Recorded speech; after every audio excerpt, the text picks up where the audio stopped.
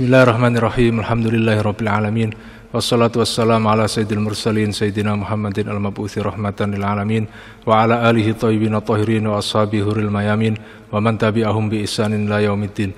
Allahumma akhrijna min dhulumatil wahm wa akrimna bi nuril fahm waftah alaina bi ma'rifatil ilm wassahil akhlaqana bil hilm waj'alna mimman yastami'una al-qawla fayattabi'una ahsana. Amma ba'd.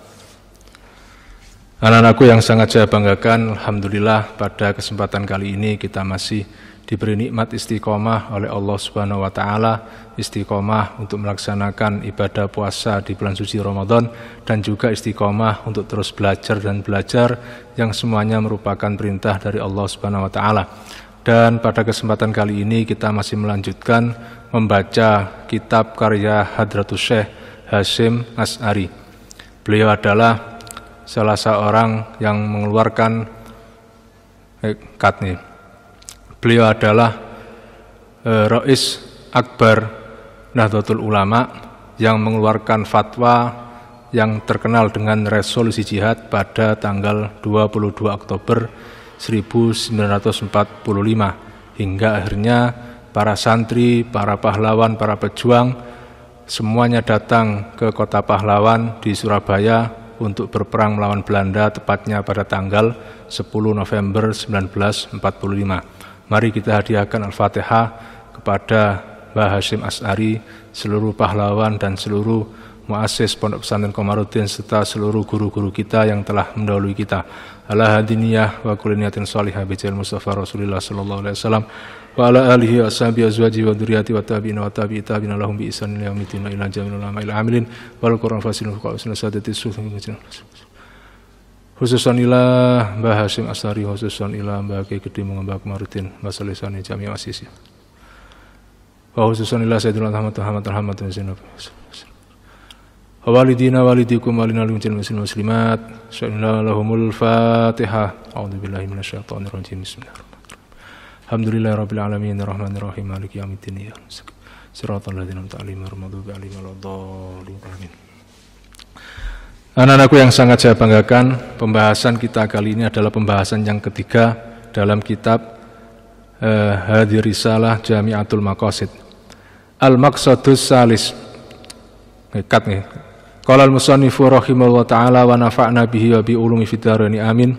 Al-maqsadus salis utawi iki tujuan kang kaping 3 iku fi ahkamis shalah ing dalem nerangaken pira-pira hukume salat. Kemarin kita sudah mempelajari mengenai tujuan-tujuan dalam keimanan, juga yang kedua adalah tujuan dalam salat. Sekarang yang kedua tujuan dalam bersuci, dan sekarang kita akan membahas tujuan-tujuan dalam sholat. Mafruduha utawi kang den wajibakene sholat iku al-khamsu 5. Ada 5 waktu yang diwajibkan kepada kita. Ala kulli muslimin ing atase saben-saben wong muslim. Muslim yang seperti apa? Balihin kang baligh, akilin tur kang berakal. Khalin kang sepi min haidin saking haid wa nifasin lan nifas. Dua hal yang terakhir ini khusus untuk kaum perempuan. Salimil hawasi kang selamat piro-piro panca indrai, maksudnya yang memiliki fisik yang utuh, memiliki panca indera yang utuh. Walau sam'i lan lamun lan katne walau sam'i lan senajan indra pendengar, awil basori utawa indra penglihat, meskipun dia hanya tidak lengkap tapi hanya memiliki indra pendengar saja atau hanya memiliki penglihatan saja, tetap juga terkena kewajiban sholat ini. Balaghut dakwah kang nyampe ing muslim apa ad-dakwatu dakwah Islam. Jadi siapapun yang sudah baligh berakal, maka dia harus menjalankan sholat, hukumnya adalah wajib. Wa yu'maru biha al-mumayyizu, wa yu'maru lan den perintah biha kelawan sholat sapa al-mumayyizu, bocah kang mumayyiz. Lisab isinin kedua umur pitu piro-piro tahun. Ajaran Kanjeng Nabi Islam mengajarkan kepada kita untuk melatih anak-anak kita menjalankan ibadah sholat 5 waktu. Ya napa ajaran Kanjeng Nabi? Di sini sedikit disebutkan oleh Mbah Hasim bahwa ketika anak kita berumur 7 tahun, ayo diajak sholat. Kapan oleh ngajak sholat? Duduk pas wayahe ulang tahun ke-7 itu, mari ngono dikai kue ulang tahun, potong kuenya, selamat ulang tahun dan seterusnya, duduk iku, tapi terus pas mari ulang tahun seterusnya setiap hari 5 waktu diajak sholat, diajak sholat terus sampai 3 tahun berikutnya. Kapan itu? Pas ketika 10 tahun. Ketika anak ini masih umur 7 tahun, 8 tahun, 9 tahun, kok dijak sholat dadak mokong, mau pak aku sik pegel, mau pak misalnya dalu-dalu ngantuk, utawa subuh sik wae ngantuk pengen turu, utawa maghrib misalnya pengen nonton TV, utawa asar pengen dulinan karo kancane jarno. Kenapa? Karena anak ini masih dalam masa bermain. Permainan adalah dunianya. Kersane arek iki dulinan mboten napa-napa. Tapi kalau sudah sampai umur 10 tahun, apa perintah Nabi di sini jelaskan kali Mbah Hasim, wa yudrabu lan den gepuk sapa alaiha ing wa yudrabu lan den gepuk sapa mumayyiz alaiha ing atase salat li asrin krana 10 tahun. Lah beda ketika dia sudah menginjak usia 10 tahun. Maka Nabi ngajaraken gepuken gak apa-apa. Tentu pukulan ini adalah pukulan yang tidak terjadi di organ vital dan juga pukulan yang tidak membekas. Maksudnya bukan pukulan yang mematikan. Maksud anaknya dikai pukulan maut. Makanya sampean biyen mungkin jeeling tahu di apa cuwik karo ibuke gara-gara bak gelem salat. Lah kenapa kok boleh memukul, kok beda perlakuannya dengan anak yang usia 7 tahun. Disinilah hebatnya Islam. Lari niki ket umur 7 sampai umur 10 berarti 3 tahun wis dikandani karo bapak ibuke. Ayo nak salat sehari 5 kali.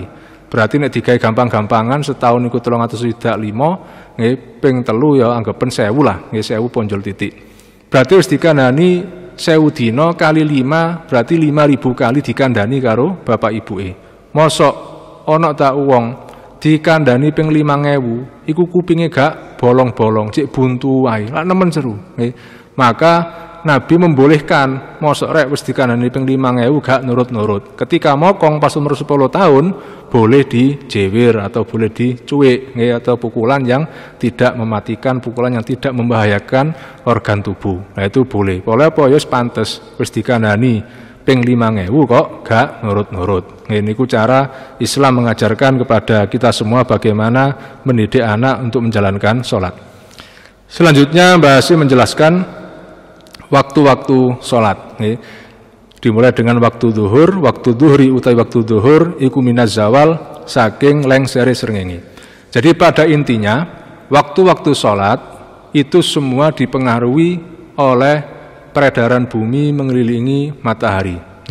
Jadi bumi berputar, memang seakan-akan matahari yang mengelilingi bumi. Ya, gara-gara perpindahan gerakan ini, perpindahan matahari ini, maka akhirnya kita mendapat waktu sholat yang bermacam-macam itu. Ketika waktu zuhur, maka bagaimana cara menentukannya? Sampeyan tingali. Kalau pas tepat matahari di atas kepala kita. Kemudian geser ngulon titik, ini Indonesia, geser ngulon titik. Kalau pas tepat ini belum, tapi ketika geser ini sudah masuk waktu zuhur.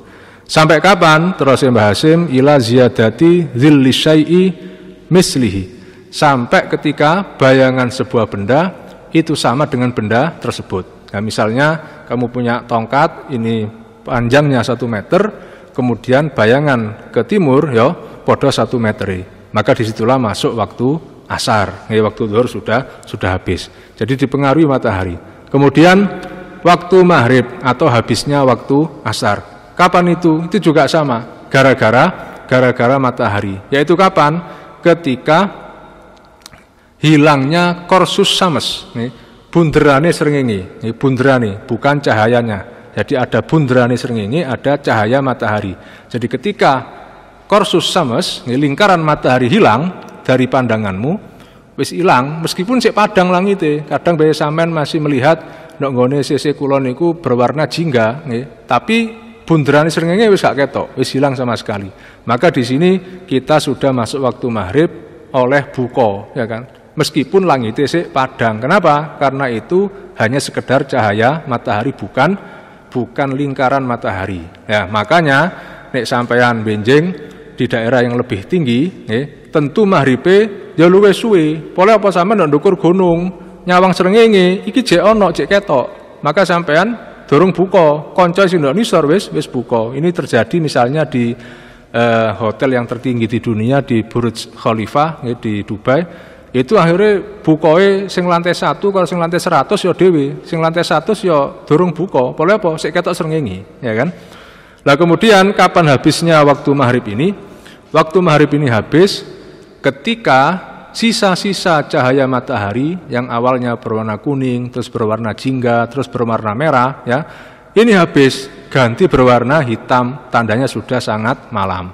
Maka waktu maghrib sudah habis, kemudian berganti dengan waktu isya. Kapan habisnya waktu isya atau kapan awal waktu subuh, itu juga gara-gara matahari. Waktu subuh ini dimulai dengan adanya fajar sodik, fajar yang benar. Berarti ono fajar sing hoak, ono namanya fajar kadzib. Itu terjadi sebelum adanya fajar sodik. Jadi kapan terjadinya fajar ini? Apa hubungannya dengan matahari? Karena bumi kita terus berputar, ya kan? Nah, matahari ini kemudian sudah menyinari bagian atas atmosfer kita, sudah menyinari bagian atas atmosfer kita. Nah, sinar matahari iki nabrak nanggone debu-debu yang ada di atas atmosfer, debu-debu yang di atas atmosfer. Seperti halnya bulan kena sinar matahari, akhirnya bumi ketok padang. Ini juga sama. Di atas atmosfer ini ada debu-debu angkasa, kena cahaya matahari padang. Ya, kita di bumi melihatnya, tapi padangnya karena debu-debu angkasa, ya padangnya semburat. Diceritakan dalam kitab itu seperti halnya buntute kiubi, buntut serigala. Jadi semburat, gak karu-karuan. Itu adalah fajar kadzib. Nah, itu belum masuk waktu subuh, fajar yang hoak. Baru kemudian ketika bumi tambah muter maneh, sekarang posisinya pas sudah nabrak atmosfer. Cahaya matahari nabrak atmosfer. Lah karena atmosfer ini melindungi bumi, ibaratnya ngono koyok bola kaca, ya kan? Ketika cahaya ini nabrak ke atmosfer, maka cahayanya semburat utuh, melingkar ini, memanjang cahaya ini. Nah, itulah sudah masuk waktu subuh. Kalau ten mriki ten Garing Gresik angel ndeleki waktu fajar ini. Kenapa? Karena wis kakean pabrik puwadang kabeh ndok nggone sisih wetan iki. Jadi angel untuk melihat kapan itu waktu fajar. Nah, kemudian kapan habisnya waktu subuh ini? Yaitu ketika korsus sames, bundaran matahari sudah muncul. Bundarannya, bukan cahayanya. Kalau cahayanya misalnya sama nonton ndok arah wetan, iku kok padang, padang misalnya berwarna jingga, tapi bundaran matahari belum kelihatan, maka itu belum masuk waktu subuh. Kok misalnya karipan, keturun, terus tangi jam semono, matahari dorong ketok, tapi sudah padang, sholat atau cepetan, ya kan? Pupung si onok waktu nih. Tapi ketika matahari sudah sedikit saja kelihatan, kayak biasa sampean gambar lukisan pemandangan itu kan, pola imajinasi ini apa jenenge gak tapek luas, ya kan? Pikniknya kurang ado, akhirnya gambar gunung loro, ya kan, terus ono srengenge, ya kan. Kecil saja muncul bundaran matahari, maka di situ sudah habis waktu daripada salat subuh ini. Anak-anakku yang sangat saya banggakan, kemudian bahasnya menjelaskan tentang rukun-rukun daripada salat ini. Wa arkanuha utawi piro-piro rukune salat iku an-niyatu, niat. Rukun pertama adalah niat. Rukun salat itu ada 17. Yang pertama adalah niat. Makrunatan hale bareng bijuzin min takbiratul ihram, saking sak bagian saking takbiratul ihram, takbir yang pertama. Maksudnya apa? Jadi ketika sampean mengucapkan lafadz A, huruf A, huruf alif daripada lafadz Allah, itu sudah mulai membaca niat dan diakhirkan pada saat membaca ra di akbar. Jadi Allahu Akbar, di tengah-tengah mulut membaca Allahu Akbar ini, maka di dalam hati langsung melafatkan niatnya. Kita serah sampai niatnya apa. Misalnya niat sholat duhur, usolli fardhu duhri arba rakaatin seterusnya, ya kan? Itu pas ketika kita membaca takbir. Rukun yang kedua tentu adalah takbiratul ihram. Bagaimana cara takbiratul ihram itu? Takbiratul ihram pertama tangan harus di atas pundak. Tangan berada di atas pundak dan jempol ini sejajar dengan bawah telinga. Jempol sejajar dengan bawah telinga. Ini untuk laki-laki, untuk laki-laki. Kalau perempuan cukup di depan dada saja. Nah, maka nenek ono wong lanang kok takbire ngene, oh berarti biyen diajari ibuke, ya kan, ora diajari bapake, keliru. Nek wong lanang mestine diangkat tangan di atas pundak, kemudian jempol sejajar dengan kuping, bawah kuping, bukan jemok, ya kan. Sampeyan iki sik beginner ya kan, sing pro ya gak usah til jemok ngene ya kan, iki lek arek beginner ya kan, sing pro wis kesini ya kan, gak usah jemok-jemokan. Makane ngoco nggih latihan garepe kaca, oh ya rek wis pas, oh ya wis pas. Itu rukun yang kedua. Rukun yang ketiga adalah wal Fatihatu fi kulli rakaatin. Wal Fatihatu lan maca Fatihah fi kulli rakaatin ing dalem saben-saben Fatihah. Ingat, rukunnya adalah membaca Fatihah. Napa maksudnya? Membaca itu berarti harus melafatkan, harus bersuara. Kadang ana wong salat iku mek kecumik-kecumik. Apa sing kon waca iku? Itu enggak sah, nggih. Mestinya apa? Melafatkan, mengucapkannya bismillahirrahmanirrahim, alhamdulillahirabbil alamin, ya kan? Keluar suaranya, minimal krungu kupingmu dhewe. Kalau kamu salat sendirian atau sebagai makmum, nggih. Kalau sebagai imam harus kedengaran orang yang di belakangnya saja, gak usah sampai pol mburi masjid iga, ya kan? Minimal sing soft depan iki krungu kabeh. Gak usah krungu sampai murine masjid, mboten. Jadi harus dibaca, bener-bener dilafatkan, yakni diucapkan. Lah mungkin pas tangga duwe gawe dangdung suarane apa iki? Mosok ate jerit-jerit supaya kupinge krungu, mboten usah. Nggih sampean kira-kira biasa aku sakmene iku wis krungu kupingku. Iki ae saya ngono tangga pas duwe gawe, pas mantu. Dadi gak usah bongok-bongok, gak usah jerit-jerit. Itu cara membaca Fatihah. Rukun yang kedua, maafkan nih. Kalau ada orang yang tidak bisa membaca Fatihah, nggih iso maca apa? Nggih. Maca zikir apa? Misale mek isoi Allahu Akbar ngono wae, ya maca Allahu Akbar ping 7 karena ayat Fatihah jumlahnya ada 7. Allahu Akbar, Allahu Akbar, Allahu Akbar sampai ping 7 terus rukuk, ya kan? Kalau tidak bisa sama sekali, pancen mu'alaf, ojo dipeksa kanca iki, iso salat wis alhamdulillah, ya kan? Wis bro, pokoke kon ngadeka ya kira-kira biasa standare wong maca Fatihah pirang menit? Oh, 2 menit. Ya wis ngadeka 2 menit misale, ya kan? Ojo dipeksa kongkon bener-bener belajar rasaaken nggih. Engko sambil belajar ketika bisa ya diterusno bener-bener maca Fatihah. Rukun yang berikutnya adalah warruku'u, lan rukuk. Bagaimana posisi rukuk ini? Adalah harus kedua telapak tangan, telapak tangan iki nempel nanggone dengkule, nempel nak dengkule. Dadi jongkok sampai kedua telapak tangan iki jemok dengkul. Nah iki kadang akeh sing salah, kadang wong iku kebablasen sampai jemok pentis, lho jungkel ngeten iki ya kan, lha aneh nggih. Agama Islam niku gak ngare sampean dadi guyonan, ya kan.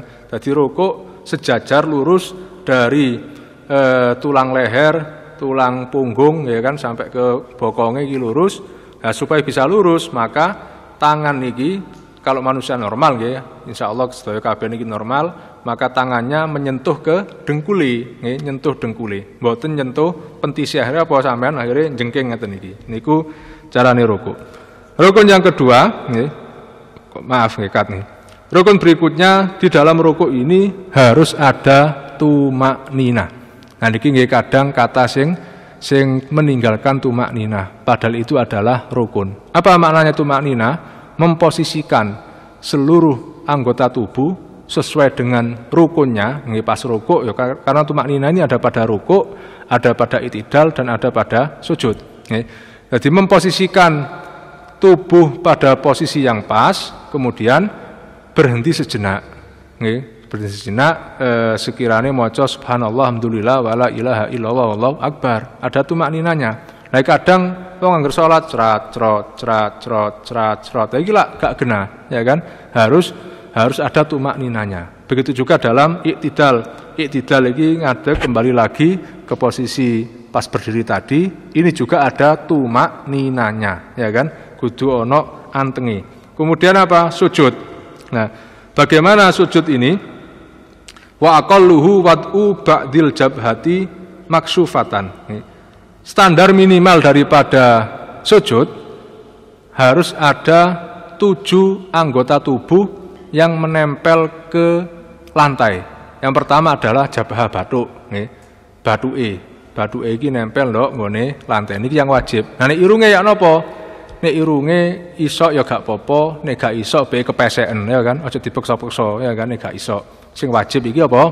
Batuke. Kemudian apa? Kedua telapak tangan. Ini juga harus nempel ke lantai. Kemudian apa? Kedua dengkul dan ujung-ujung jari kaki. Nek iso nekuk ya ditekuk. Niku yang afdol. Nek gak mampu karena gak kabeh wong niki sikile lemes, nggih mboten napa-napa. Syaratnya apa? Pokoknya ada tekanan. Ada tekanan, gak sekedar nemplek sikile niki mboten, tapi apa? Ada tekanan di kakinya maupun di apa jenenge batuke niki, nggih.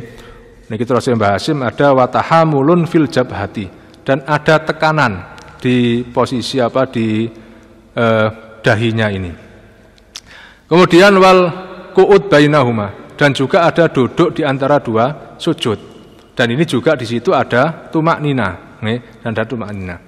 Kemudian wat tasyahudul akhir ada tahiyat akhir wal qu'ud fihi lan lungguh ing dalam tahiyat. Dan juga ketika tahiyat ada rukun yaitu membaca sholawat kepada Kanjeng Nabi. Sedangkan untuk sholawat wa ala ali Sayyidina Muhammad atau juga kepada Sayyidina Ibrahim wa ala Sayyidina Ibrahim ini semuanya adalah sunnah. Pokoknya sing wajib sampean maca sholawat, terserah sholawat apa yang bisa. Kalau napa jenenge yang standar ya kita baca sholawat yang sesuai diajarkan oleh guru-guru kita itu. Nek gak iso ya sholawat biasa nggih mboten napa-napa. Kemudian mengucapkan salam, dan jangan lupa pas ketika membaca tahiyat saat mengucapkan lafaz asyhadu alla ilaha illallah kita menggerakkan tangan, apa nyuding. Sebagai ibarat bahwa Allah Maha Esa. Asyhadu alla ilaha illallah. Nyuding tok nggih. Aja atik digoyang-goyang. Lagi salah dalam memahami hadis. Enten hadis yang menyatakan bahwa ketika kamu menggoyangkan tanganmu saat tahiyat, saat tasyahud, itu ngusir setan. Akhirnya apa dipahami pas nyuding digoyang-goyang, salah. Maksudnya menggoyangkan tangan saat tahiyat itu awalnya lak ngegem, nggih. Kemudian asyhadu alla ilaha illallah lo digoyang untuk ngacung ya kan, untuk menunjuk, bukan pas menunjuk terus digoyang-goyang, salah ya kan, itu salah dalam memahami hadis. Hadisnya adalah maksudnya apa? Goyangkan tanganmu asal ngegem terus digoyangno menjadi napa jenenge nyuding ngeten iki. Itu dilakukan pas waya tasyahud. Kemudian rukun yang berikutnya yang terakhir adalah salam, Jangan lupa salam yang pertama itu batasnya apa? Batasnya kamu membaca assalamu alaikum. Baru sholat itu berakhir. Jadi di sini maksudnya apa? Ketika sampean masih dalam proses assalamu alaikum, kepala sekujur tubuh harus masih dalam posisi menghadap kiblat. Kenapa? Karena kamu dalam masa sholat. Dalam masa sholat wajib menghadap kiblat, ojo tolak-toleh. Jadi mau tenangsal assalamu wis noleh alaikum dok gini. Berarti kamu sik wayahe salat tapi wis menghadap ke bukan kiblat. Maka salatnya ya batal. Wong durung mari salate kok wis noleh. Nah ya apa carane? Assalamu alaikum masih menghadap kiblat, terus warahmatullah. Nah itu boleh. Nah, itu baru salatnya selesai. Kalau assalamu sik ngadep kiblat terus alaikum noleh lagi berarti salatnya batal gara-gara apa? Gara-gara tidak menghadap ke kiblat. Mari kita break sejenak untuk mengikuti apa yang akan lewat setelah ini.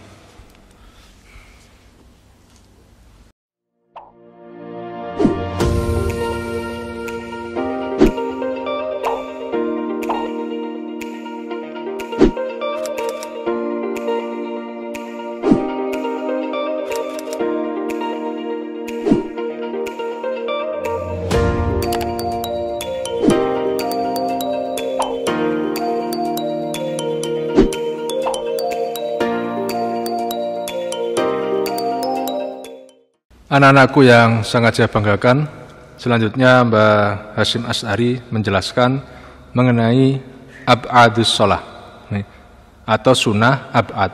Apa itu sunnah ab'ad? Sunnah ab'ad itu adalah ketika kita meninggalkannya, maka kita harus menggantinya dengan sujud sahwi. Beda dengan rukun yang di atas tadi. Kalau rukun kita tinggalkan, ya kudu dilakoni. Misalnya kok lali pas wis kesusu ngadeg dadak loh. Iya, aku iki kurang sujud rek. Sujudnya memek sepisan. Maka apa yang kamu lakukan? Ya mbaleni 1 rakaat full auto, ya kan? Meskipun yang ditinggal sujud, pola apa wis kedisian ngadeg, tapi nek sik jongkong, nah cepetan bali sujud, iku sik oleh. Tapi ketika kadung ngadeg maka harus mengulang sujudnya dengan cara apa? Nambahi 1 rakaat engkas. Nah, tapi kalau di sini karena ini adalah sunnah, ketika kita lupa maka kita boleh menggantinya dengan sujud sahwi, yaitu 2 kali sujud sebelum melaksanakan salam. Mari tahiyat, wis mari jodol kabeh diwaca, terus sujud ping pindho baru salam. Wa ab'aduha utawi piro-piro sunah ab'ate salat, diantaranya adalah iku at-tasyahudul awal, tahiyat yang pertama.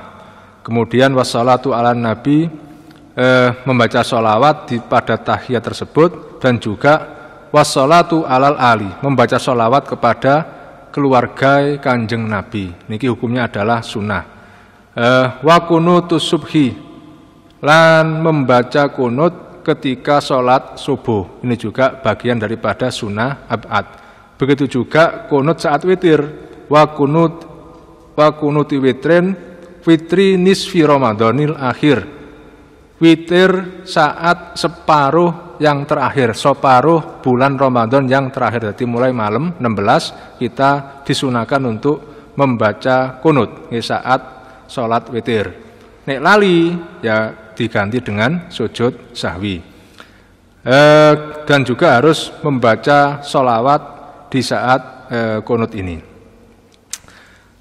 Anak-anakku yang sangat saya banggakan, kemudian Mbah Hasyim menjelaskan apa saja syarat-syarat yang harus kita penuhi dalam melaksanakan sholat ini. Wa syurutuha utawi piro-piro syarate sholat iku al-islamu Islam. Tentu sholat ini diwajibkan bagi muslim. Nek ana non muslim kok ndadak elu sholat, ya gak oleh apa-apa, nggih. Gak oleh apa-apa wong syaratnya durung terpenuhi, nggih, gak oleh ganjaran maksudnya. Wa tamyizilan tamyiz, jadi minimal yang mendapat pahala saat sholat adalah anak-anak yang usia tamyiz. Sapa sing oleh ganjaran, areke dhewe oleh, bapak ibu yo oleh. Gara-gara apa? Gara-gara ngajari anake sholat. Ya kan, mboten kok ganjarane anake dipek ibuke, dipek bapake, mboten. Tapi kabeh-kabeh oleh ganjaran.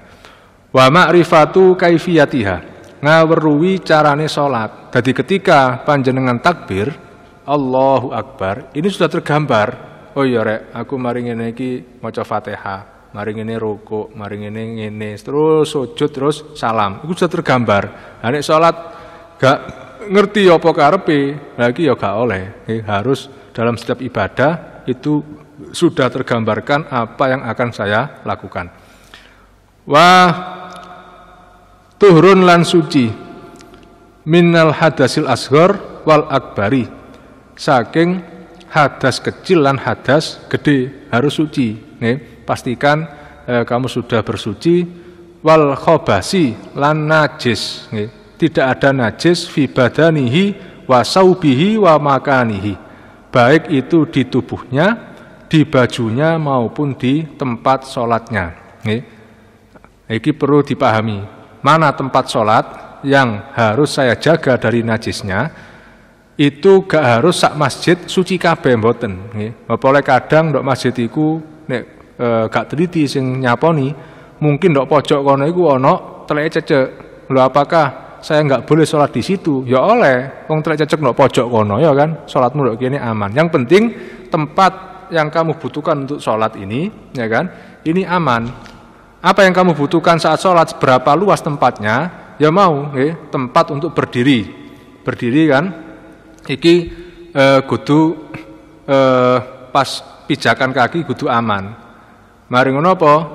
Nggon sujud tempatnya meletakkan bathuk, meletakkan dahi, itu kudu gak ono najise. Kemudian meletakkan kedua telapak tangan dan juga tempat meletakkan dengkul dan juga tempat untuk duduk. Jadi misalnya di luar area ini kok ono najise dan kamu tidak menemukan tempat lain atau najis ini cek tas teko, anyar teko, misalnya sampeyan sholat takbir dadak cecek apa teleke cecek nelbok, pas nek dihitung iku di tengah-tengah antara dua telapak kakimu, dua telapak tanganmu saat sujud. Jadi ndok kene nih, iki sujud sampe ndok kene ana teleke cecek. Apakah tempat ini jadi najis? Nggih mboten. Wong tempat sholat sampean kan butuhe ndok ngene telapak tangan iki. Ndok tengah-tengah iki ne ana najise, mboten napa-napa, ya kan? Nah, bagi kalau tahu di awal sudah ada najisnya, ya ndelok nggon sing gak ono najise. Nah, iki kan kejadian ketika gak sengaja dadak ujug-ujug telek apa ceceki kurang ajar nelek ndok ngene kuno. Sampe nitung wah iki kira-kira pas di tengah-tengah kedua telapak tangan saya di antaranya, maka enggak apa-apa, nggih, mboten napa-napa. Pokoke aja disenggol ya batal.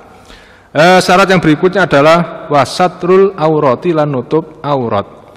Bima kelawan perkara maksudnya nggih kelambi yamna'u kang nyegah apa malaunaha ing wernane aurat. Nggih. Aurat laki-laki perempuan ini berbeda dalam sholat. Kalau laki-laki cukup menutupi area antara udel sampai dengkul.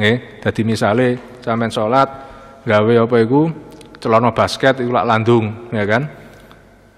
Gak duwe klambi maneh sing suci karek iku tok, ya sah tidak apa-apa, ya kan? Nek wong wedok sekujur tubuhnya kecuali apa yang boleh dibuka dalam mazhab Syafi'i adalah wajah, wajah dan kedua telapak tangan ini boleh terbuka. Wajah ini kudu dipahami, niki kata sing keliru, lari-lari estri niki. Wajah itu mana? Wajah itu dari atas adalah tempat tumbuhnya rambut. Ini yang juga wajib dibasuh saat berwudu. Jadi dari atas tempat tumbuhnya rambut, sampai terus ke samping ke sini, ke apa jenenge? Awal dari kuping, pertemuan antara kuping dengan kulit wajah, terus nak ngone balung niki, balung tulang rahang sampai ke bawah ini semua. Ini semua adalah area wajah yang wajib dibasuh saat wudu dan juga saat sholat boleh terbuka. Di luar itu gak boleh dibuka. Jadi misalnya apa? Arek wedok mukenoe terus ketok rambutnya ngene titik. Nah iki mboten angsal, maka auratnya kebuka. Atau apa? Kupingnya ketok titik, lagi ya juga auratnya terbuka. Atau apa? Nah iki apa jenenge mukenoe nutupin ndok ngene gulu, Jadi di sini area janggut kebuka, maka sholatnya batal. Kenapa? Karena ini adalah aurat, sebab ini bukan wajah. Napa sih wajah itu? Wajah adalah area untuk menghadap ke orang. Mosok sampean ngomong karo koncone, "Bro, ya apa kabarmu lho?" karo janggute sing didepno kancane iku lak salah, ya kan? Jadi harus ini ditutupi area di bawah janggut ini. Kenapa? Karena ini bukan bagian dari wajah. Jadi kudu sampai nang gone tulang dagu sini, ya kan? Ini harus ditutup. Nggih. Dan aurat ini juga kata akeh sing salah paham, nggih. Aurat itu adalah harus menutupi. Makanya bahasa satru, bukan melapisi. Ya apa kok melapisi? Nah, ini sekarang banyak kita lihat fenomena-fenomena sing ngawur. Nek wedok iku ana jilbab, ya kan? Iku salah, itu bukan menutupi aurat, itu melapisi aurat. Lanang-lanang ya ngono, gawe celana sing ngepres body, ya kan? Dadi akhirnya ketok kabeh nggih, bokonge kene kotak, oleh apa ana rokoke ya kan lho. Ketok kabeh nggih. Bentuk tubuhnya, lekuk tubuhnya kegambar kabeh. Itu sama saja kalau kamu pakai sholat, nggih sing lanang-lanang iki celanawan sing model nyapret ngoten niku, gak sah salate. Kenapa? Karena kamu bukan menutupi aurat, tapi melapisi. Ya kan akhirnya lekuk tubuhnya kan ketok kabeh. Apa bedane karo sampean udo terus dicet, ya kan? Dicet abang ijo ya kan. Lah padha wae, nggih apa terlalu nyapret celanae. Dadi itu tidak sah dipakai untuk sholat sebab tidak satrul aurah, tidak menutupi aurat tapi hanya melapisi aurat. Anak-anakku yang sangat saya banggakan, Mbah Hasim kemudian juga menjelaskan mengenai hal-hal sunnah yang bisa kita lakukan saat sholat ini.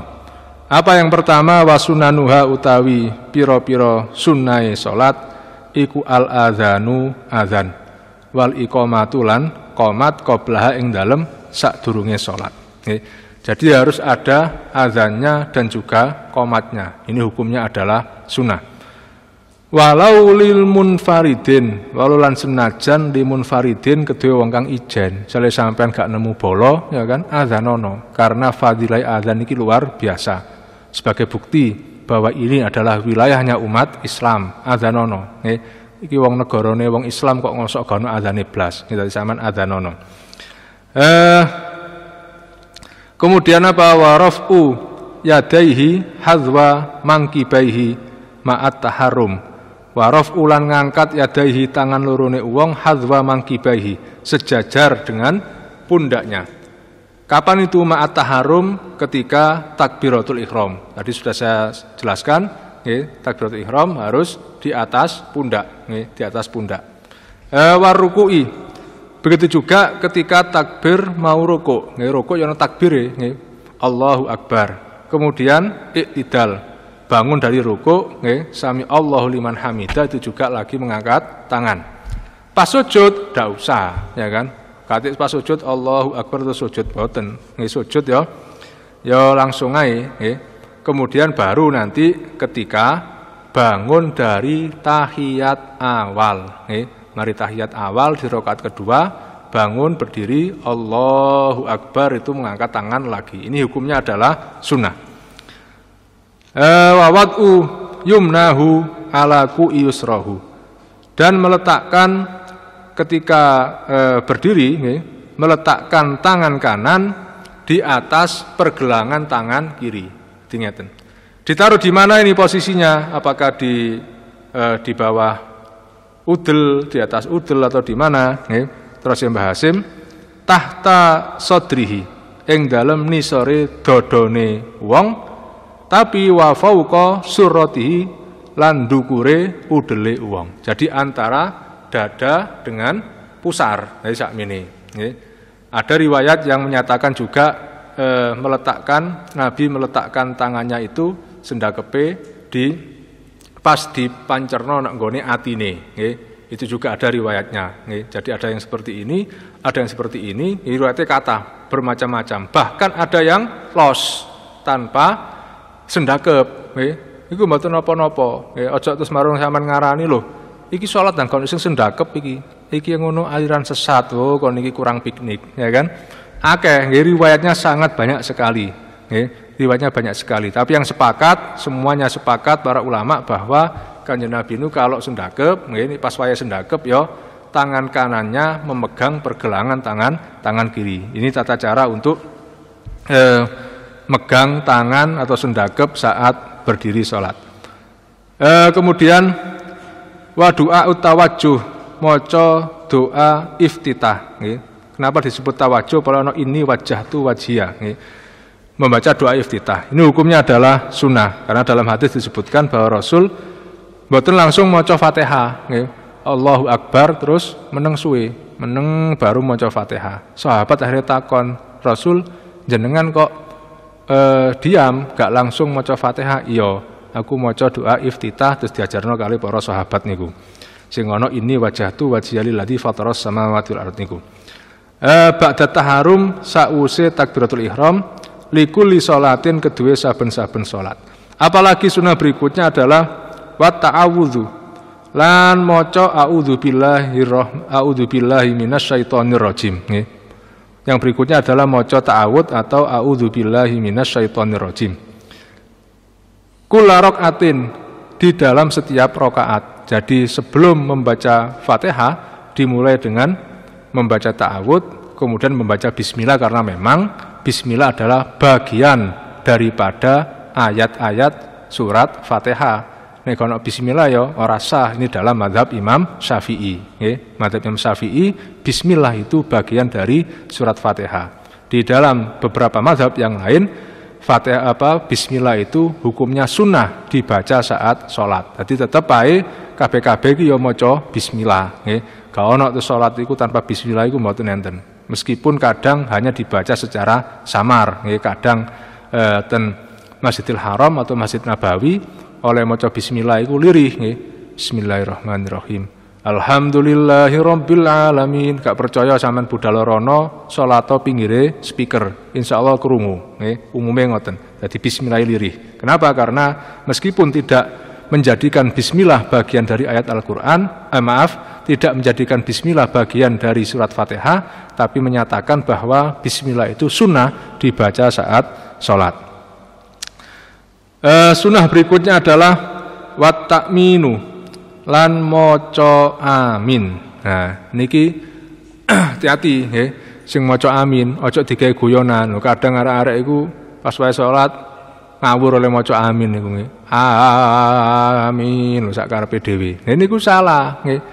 Amin niku sing tepak ya apa? Sesuaikan dengan amine imam. Ini bukti bahwa kamu salatnya fokus. Bukti bahwa kamu sholatnya serius, ora guyon, nggih. Fokus. Saya mendengar perintah dari imam. Imam Allahu Akbar, jeret langsung gerak. Allahu Akbar, jeret langsung gerak, ya kan? Imam maca amin yo, kene elu amin, ya kan? Imame dawa amin, yo niru dawa, ya kan? Turokno imame. Kenapa? Ketika kita membaca amin bersama dengan aminnya imam terus Kanjeng Nabi, nggih, berarti iku bareng karo amine malaikat. Karena malaikat juga ketika ada yang sholat, dia ikut sholat, nih. Dan ketika ada orang yang fokus serius, malaikat bangga loh, hebat ya arek iki yo. Ternyata sholatnya gena, nih. Fokus, orang gelambiar nandi-nandi. Iku wong sing amine gak gena iku ketara.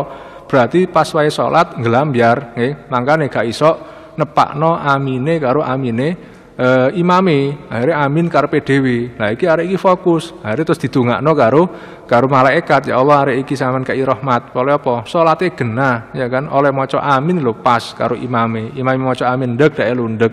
Imame maca amin dawa dak elu dawa. Jadi istimewa membaca amin ini. Makanya napa jenenge kudu digenahno. Apalagi kemudian sunah-sunah yang kita lakukan saat salat, wa qiraatu ayatin ba'dal Fatihah, dan membaca ayat Al-Qur'an setelah Fatihah. Ini kapan? Fil ulayaini ing dalem 2 rakaat yang pertama. Di 2 rakaat yang pertama kita disunahkan setelah maca Fatihah terus maca ayat. Yang terbagus memang adalah surah kamilah, 1 surat full utuh diwaca kabeh, nggih. Tapi yo ojo Baqarah ya kan, nggih. Dadak sampean maca rakaat pertama Baqarah, rakaat kedua Ali Imran, iku gak apa-apa nek salat dhewe, ya kan. Pernah ada salah seorang sahabat ditegur kali Kanjeng Nabi, "Kon iki ojo nggarehi wong melayu teko masjid." Lho napa kok melayu teko masjid, wong kula ngejak jamaah. Lah ya apa? Sampeyan iki rakaat pertama maca Baqarah, rakaat kedua maca Ali Imran. Lah wong iki kan kabeh iki gak nganggur, ana sing kerja isu, ana sing kerja dalu, be arek kerja dalu, be duwe urusan, pengen napa jenenge ngobrol karo kanca-kancane, ya kan? Gara-gara sampean jak salat dawa-dawa, akhirnya apa? Akhirnya ya arek iki males nang masjid, moh meneh nang masjid iki salat dawa maneh, akhirnya aku gak iso bisnis, ya kan? Ya sing standar lah, ya kan? Misalnya apa juz amma menisor itu standar, ojo dawa-dawa seru, nggih. Atau wasalasu ayatin, atau 3 ayat saja, nggih. Ini yang afdol. Kok misalnya gesusu ya sak ayat ya ora apa-apa. Atau gesusu seru setengah ayat ya gak apa-apa. Tapi ya sakjane ya sak ayat iku ana sing luwe cendhek daripada setengah ayat. Ayat apa iku? Misalnya apa? Alif Lam Mim ya kan, utawa Yasin. Ini kan seayat pisan, Allahu Akbar, ini sudah membaca. Tapi yang afdal ya tadi itu satu surat utuh atau minimal ya 3 ayat. Sunnah berikutnya adalah wal jahru wal israr fi mahallihima. Ketika sholat jahriyah, sholat yang disunahkan membaca dengan keras, membaca bacaan Fatihah dan juga surat, yaitu sholat di malam hari, maghrib, isya, subuh. Iku ya sampean banterno. Kalau sholat di siang hari, sholat duhur dan sholat asar, cara maca ya nopo? Cara maca ya lirih mawon, ojo terus dibanter-banterno, minimal apa? Krungu kupinge dhewe, baik itu Fatihah maupun bacaan surat. Anak-anakku yang sangat saya banggakan, sunnah yang berikutnya, ini sangat luar biasa banyak yang disebutkan oleh Mbah Hasyim adalah wat tasbih fir ruku' was sujud. Maca tasbih subhana rabbiyal azim wa bihamdi di dalam ruku', juga subhana rabbiyal a'la wa bihamdi. Ini semua sunnah-sunnah yang dijelaskan oleh Mbah Hasyim, dan ini masih banyak sekali yang belum kita pelajari. Semoga di kesempatan yang lain kita bisa meneruskan pembelajaran atau pengajian kitab daripada Mbah Hasyim Asy'ari ini. Mari kita akhiri bersama dengan membaca doa subhanakallahumma wa bihamdika asyhadu an la ilaha illa anta astaghfiruka wa atubu ilaik. Keliru nggih, donga biasa nggih. Mari kita akhiri nekat. Wallahu a'lam bissawab. Mari kita akhiri dengan membaca doa bersama. Bismillahirrahmanirrahim. Alhamdulillahirabbil alamin. Allahumma shalli wa sallim ala sayyidina Muhammadin wa ala alihi wa sahbihi ajmain. Allahumma anfa'na bima 'allamtana wa 'allimna ma yanfa'una wa zidna ilman nafi'a bi rahmatika arhamar rahimin. Allahumma ya Hannanu ya Mannan ya dzal judi wal ihsan, tsabbit qulubana 'alal iman, narju 'afwaka wal ghufran waj'alna min utaqa'i syahri Ramadan waj'alna min utaqa'i syahri Ramadan waj'alna min utaqa'i syahri Ramadan. Wa sallallahu ala sayyidina Muhammadin nabil ummi wa ala alihi wa sahbihi wa sallam walhamdulillahi rabbil alamin. Amin. Surahul Fatihah. Assalamualaikum warahmatullahi wabarakatuh.